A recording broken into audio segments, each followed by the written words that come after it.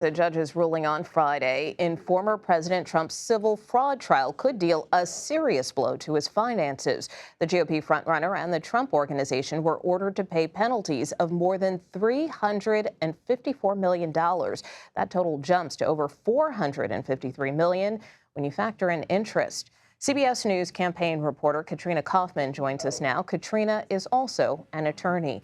Katrina, thanks for being with us. So what exactly does this judgment mean for the former president financially? Could he go out of business? Hi, Nicole. So this is a serious blow to Donald Trump. As you just read, these are very, very astronomically high numbers that would be a big hit to his bank account. But basically, right now, the judge has issued the decision.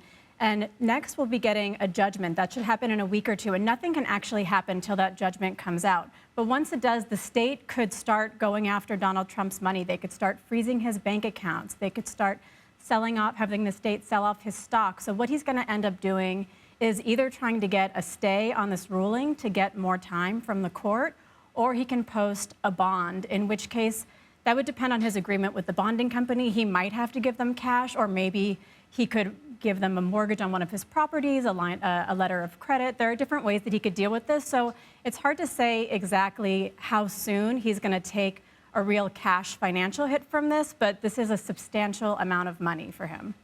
And if he does take any kind of financial hits, what role does the Republican National Committee play, or could they play? I mean, can they help him pay for some of this? So my understanding is that they're not prohibited from giving him money for this. They have helped him with legal fees. So it's possible that they could help him with the judgment as well, but they really don't have this much cash on hand. At the end of 2023, I think they only had $8 million, so that really is not going to cover this bill. And we're also awaiting the Supreme Court's decision on whether to pause the immunity ruling in the 2020 election case. How might the justices rule on this particular issue?